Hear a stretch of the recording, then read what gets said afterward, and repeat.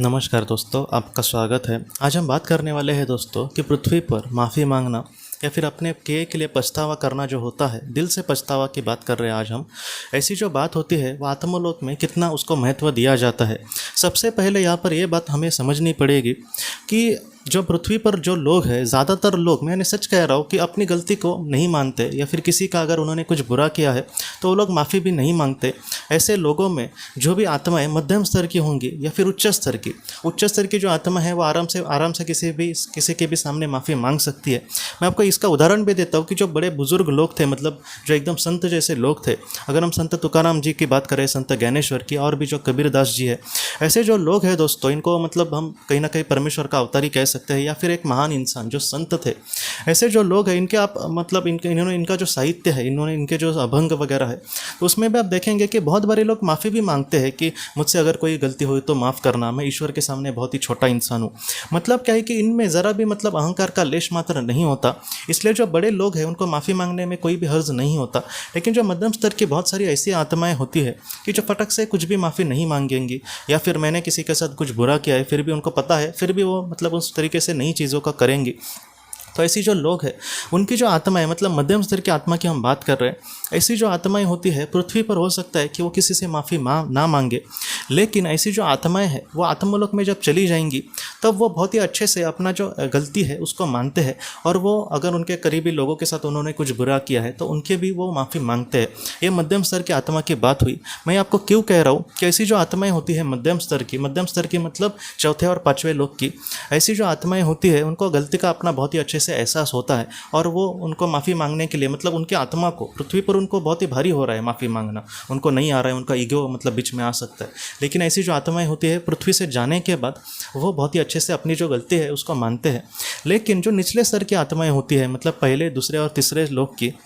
ऐसी जो आत्माएं होती है वो एक तो पृथ्वी पर ज़्यादातर ऐसी जो आत्माएं हैं बुरा करेंगी, और इसलिए वो निचले स्तर पर जाएंगी, और जहाँ पर जाने के बाद भी वो बहुत बार अपनी गलतियाँ नहीं मांगती, या फिर वो अपने ही धुन में होती है, या फिर वो ऐसी भी चीज़ होती है ना कि जैसे कुछ बुरा करेंगे और दूसरे पर उसका मतलब दोष देने की कोशिश करेंगे। जैसे आपने भी देखा होगा कि पृथ्वी पर आज भी देखा होगा कि जो लोग बुरा काम करते हैं वो दुनिया को दोष देने की कोशिश करते हैं। जैसे आतंकी वगैरह जो होते हैं वो ये कहते हैं कि हम आतंकी मतलब हमारे अच्छे के लिए नहीं, बल्कि दुनिया ने हमें इस तरीके से बनाया। मतलब क्या कि उनको भी पता है कि वो कुछ बुरा कर रहे, लेकिन अपने मन के समाधान के लिए, या फिर उनके जो शिष्यगण होते हैं जिनको उनको वैसे ही अपने जैसे बनाना होता है, तो ऐसे वक्त में वो लोग अपने उनको मतलब कहीं ना कहीं उनके मन के समाधान के लिए या फिर अपने मन के समाधान के लिए वो ऐसी ही बातें कहते हैं कि दुनिया ने हमें इस तरीके से मतलब हाथ पे हथियार लेने के लिए मजबूर किया है। तो इस तरीके से मतलब वो लोग बातें करते हैं। तो ऐसी जो बातें हैं दोस्तों, वो हमें कहीं ना कहीं यही सिखाती है कि हमारे जीवन में ये जो माफ़ी शब्द है या फिर दिल से पछतावा करने की जो बात है, वो उसको कितना मतलब पृथ्वी पर महत्व है नहीं है, इसको हम यहाँ पर नहीं जानते। लेकिन अगर हम आत्मलोक में बात करें दोस्तों, आत्मलोक की, तो वहाँ पर जो माफ़ी है उसको बहुत ही ज़्यादा महत्व दिया जाता है। और मैं आपको सच कहूँ तो आत्मलोक में जाने के बाद अपने गलतियों का एहसास होना और उसके बाद किसी से माफ़ी मांगना, ये जो बात है इसको भी कहीं ना कहीं महत्व है। लेकिन इससे ज़्यादा महत्व अगर पृथ्वी पर हम अपने दिल से किसी के लिए पछतावा करें, अगर कुछ हमारे हाथों से बुरा हुआ है, या फिर हम दिल से कहीं ना कहीं उसके लिए माफ़ी मांगे, ये जो बात है वो उस आत्मा के लिए बहुत ही ज़्यादा महत्वपूर्ण होती है दोस्तों। इसलिए जो बड़ी आत्माएं हैं वो हमसे यही ज़्यादातर कहती है, ज़्यादातर पीएलआर में या फिर ऑटोमेटिक राइटिंग में इन्होंने यही कहा है कि अगर आपके मतलब आपसे कोई आपके हाथों से कुछ बुरा हुआ है किसी का, या फिर आपने किसी को समझो दुख दिया है, तो ऐसे वक्त में उस इंसान से आप माफ़ी मांगो। बहुत लोग ये भी कहते हैं कि उस इंसान के पास जाकर मुझे कहना मतलब पॉसिबल नहीं है, या फिर मैं नहीं कह सकता। तो ठीक है, एकदम ही आपको समझो संभव नहीं है। सबसे पहली बात तो अच्छा है कि हम उससे माफ़ी मांगे, लेकिन अगर यह संभव समझो नहीं है, बहुत लोग ये भी है दोस्तों कि 10 साल बाद भी उन्होंने मतलब जाकर माफ़ी मांगी है जब उनको गलती का एहसास हुआ। मतलब 10 साल से उनके मन में आ रहा था, लेकिन बाद में हिम्मत जुटाकर उन्होंने कहा। तो ऐसी जो बात है होती है उस आत्मा के लिए बहुत ही ज़्यादा महत्वपूर्ण साबित होती है। लेकिन समझो ये पॉसिबल नहीं हुआ, तो दिल से भगवान के सामने खड़ा रह के, उनके सामने हाथ जोड़ के दोस्तों, हम अगर दिल से कहे कि उस इंसान की मैं दिल से माफ़ी मांगता हूँ, उसकी आत्मा की मैं दिल से माफ़ी मांगता हूँ, क्योंकि ये जो बात है उसकी आत्मा तक ज़रूर पहुँचेगी। और उससे मतलब ये सारी जो बातें हैं दोस्तों वो हमारे लिए इसलिए महत्वपूर्ण होती है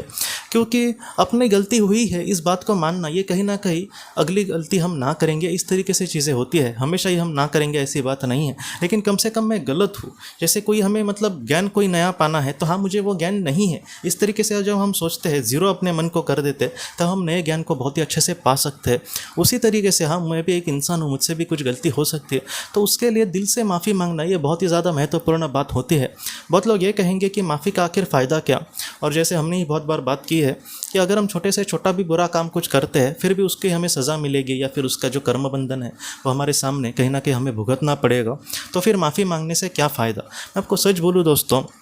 कि जैसे हमें मतलब हमारे सामने कुछ बुरा, हमने बुरा किया काम किया है और उसके वजह से हमारे सामने कुछ बुरा आने वाला है, हमारे सामने कुछ दुख आने वाला है, तो ऐसे समय में अगर हो सकता है कि अगर हमने बहुत ही दिल से माफ़ी मांगी सर्वशक्तिमान ईश्वर से या फिर उस इंसान से, तो हो सकता है कि वो जो फल है उसका भुगतने में थोड़ी सी हमें आसानी हो। मतलब क्या है दोस्तों कि ऐसी जो बातें हैं वो उस इंसान को थोड़ा बहुत मदद भी करने की कोशिश कर सकती है। तो इसलिए ऐसी जो माफ़ी है वो बहुत ही ज़्यादा महत्वपूर्ण है मानना। अगर हम उसको ना माने फिर भी वो जो कर्म बंधन है वो हमारे सामने उस दुख को लेकर ही आएगा, क्योंकि हमने किसी का समझो कुछ बुरा किया है, लेकिन उस वक्त वो दुख आएगा ही। लेकिन अगर हम दिल से माफ़ी मांगे तो हो सकता है कि उसका जो मतलब प्रभाव है वो थोड़ा सा कम हो जाए। हो सकता है कि बहुत ही अच्छे से उस मतलब दुख को भुगतने के लिए ईश्वर हमें मदद करे। ऐसी जो बातें हैं उस आत्मा के लिए बहुत ही ज़्यादा महत्वपूर्ण होती है। आत्मलोक में जाने के बाद जो मध्यम स्तर की आत्माएं होंगी वो बहुत ही अच्छे से अपने मतलब गलतियों को स्वीकारेंगी और बाद में वह जीवन में आगे बढ़ेंगी। ये तो बात मध्यम स्तर की और उच्च स्तर की आत्मा के साथ होनी ही है। उच्च स्तर की आत्माएं ज़्यादातर किसी का तो बुरा करेंगे नहीं पृथ्वी पर,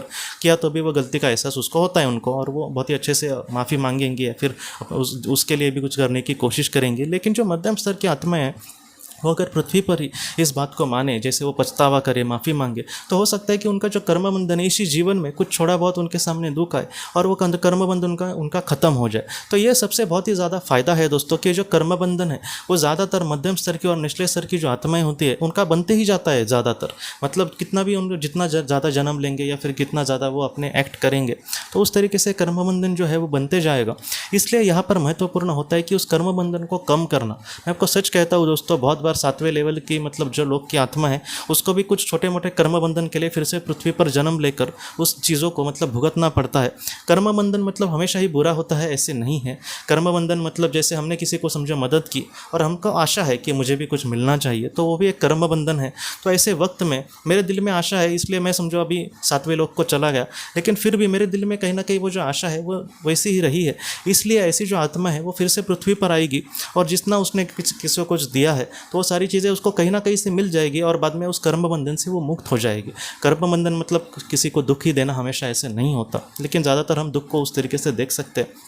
और ऐसी जो आत्माएं हैं दोस्तों, अगर वो बहुत ही अच्छे से समझो पृथ्वी पर ही ज्ञान को मतलब आज अगर उनको ज्ञान मिल रहा है उस ज्ञान को लेकर अगर वो दिल से माफ़ी मांगते हैं, दिल से पछतावा करती है भगवान के सामने या फिर उस इंसान के सामने, तो ऐसे जो लोग हैं उस कर्म बंधन से निकलने के लिए एक पहला रास्ता उनका खुल सकता है और इस तरीके से वो बहुत ही अच्छे से आगे बढ़ सकते हैं अपने जीवन में। पृथ्वी पर ऐसे बहुत सारे लोगों का उदाहरण है दोस्तों कि जो लोग बुरे ही थे, मतलब हो सकता है कि वो निचले स्तर की ही आत्मा हो, बहुत ही बुरे ही उन्होंने कर्म किए, लेकिन एक ऐसा उनके जीवन में पल आया कि जहाँ पर वो पूरी तरीके से मतलब सुधर गए और जहाँ से दोस्तों वो अपने एक नई ज़िंदगी उन्होंने शुरू की। ऐसे भी लोग चोर है दोस्तों कि जो सुधरने के बाद जहाँ से जितना चोरी किया था मालूम उस लोगों को भी जाकर उन्होंने दिया है दोस्तों। ऐसे भी कुछ लोग हैं दुनिया में। तो इस तरीके से बातें हैं, मतलब आज वो कितने अच्छे से सुधर गए हैं। मतलब आप सोचिए कि जिनका उन्होंने चोरी किया होगा पैसा वगैरह, उन लोगों ने भी दिल से उनको माफ़ किया होगा और ऐसे वक्त में उनको जो दुख है वो भुगतने के लिए मतलब ज़्यादा उनको दुख भी नहीं मिलेगा। तो इस तरीके से चीज़ें होती है। मैं आपको सच कहूँ तो एक बात आपने मतलब सुनी होगी कि